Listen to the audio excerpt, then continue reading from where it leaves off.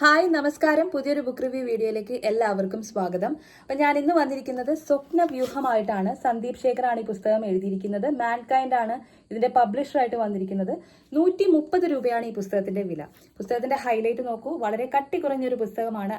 അതുകൊണ്ട് തന്നെ ഞാനിത് കൂടുതലും സജസ്റ്റ് ചെയ്യുന്നത് റീഡേഴ്സ് ബ്ലോക്ക് അടിച്ചിരിക്കുന്ന സുഹൃത്തുക്കൾക്കും അതുപോലെ തന്നെ വായനയിലേക്ക് വരണം എന്ന് ആഗ്രഹിക്കുന്ന കുറേ സുഹൃത്തുക്കൾ നമ്മൾക്കിടയിലുണ്ടല്ലേ, അവർക്കും കൂടി വേണ്ടിയിട്ടാണ്. കാരണം വളരെ സിമ്പിൾ ആയിട്ടുള്ള ഒരു പുസ്തകമാണ്.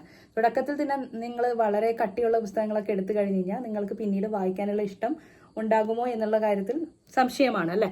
അപ്പോൾ അങ്ങനെയുള്ള ആളുകൾക്ക് കൂടുതലും എടുക്കാൻ പറ്റുന്ന ഒരു പുസ്തകമാണ്. വളരെ സിമ്പിൾ ആയിട്ട് എഴുതിയിരിക്കുന്ന പുസ്തകമാണ്.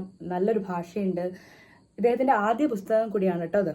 അപ്പോൾ പുസ്തകത്തെക്കുറിച്ച് പറയാനാണെങ്കിൽ തുടക്കം വളരെ വളരെ വളരെ ലളിതമായി തുടങ്ങിയിരിക്കുകയാണ്.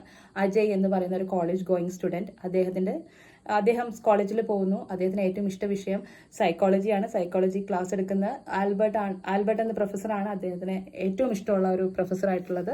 ഇതൊക്കെ ആണ് തുടക്കത്തിൽ വരുന്നത്. അതിനുശേഷം അദ്ദേഹം സ്വപ്നം കാണാനുണ്ടായി. ആ സ്വപ്നം എന്ന് പറഞ്ഞു കഴിഞ്ഞാൽ യാഥാർത്ഥ്യത്തോടെ എത്തി നിൽക്കുന്ന രീതിക്കുള്ള ഒരു സ്വപ്നമായിരുന്നു.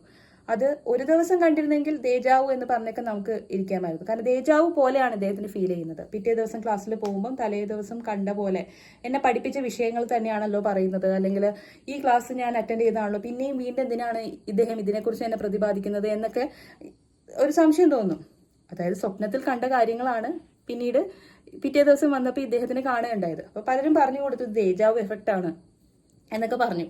പക്ഷേ 2-3 ദിവസം കഴിഞ്ഞ് സെയിം ഇതേ സ്വപ്നം തന്നെ വന്നുകൊണ്ടിരിക്കുമ്പം അതിനെന്തോ ഒരു കുഴപ്പമുണ്ടല്ലേ. അപ്പൊ വേറൊരു ലോകത്തിൽ നിന്നും വേറൊരു ലോകത്തേക്ക് പോവുകയാണ്. അപ്പൊ അങ്ങനെ ഒരു ട്രാൻസ്ഫോർമേഷനാണ് ഇതിനകത്ത് നടന്നുകൊണ്ടിരിക്കുന്നത്. അത് അദ്ദേഹത്തിന് മനസ്സിലായിട്ടുണ്ടായിരുന്നില്ല. പിന്നീട് ആ ട്രാൻസ്ഫോർമേഷൻ നമ്മളെയും കൂടി അറിയിച്ച് അതിന്റെ യാത്ര എങ്ങനെയായിരുന്നു എല്ലാം കാണിച്ച് പിന്നെ കുറച്ചധികം മിത്തൊക്കെ കലർത്തി നല്ല രസമുള്ള ഇതിനകത്തൊരു ഇന്റേണൽ സ്റ്റോറിയൊക്കെ ഉണ്ട്. കുഞ്ഞിതാണെങ്കിലും 1-2 കഥകളുണ്ട്.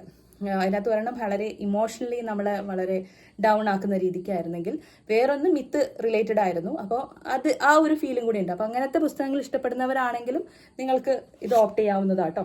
മിത്ത് റിലേറ്റഡ് ആയിട്ടുള്ള കാര്യങ്ങളൊക്കെ വരുന്നത്. അപ്പോൾ എൻഡും വളരെ നല്ല രീതിയിൽ തന്നെ എൻഡ് ചെയ്യിക്കുന്ന ഒരു രീതിയാണ്.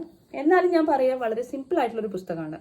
ഒരുപാട് കാര്യങ്ങളൊന്നും നിങ്ങൾ എക്സ്പെക്റ്റ് ചെയ്യരുത്.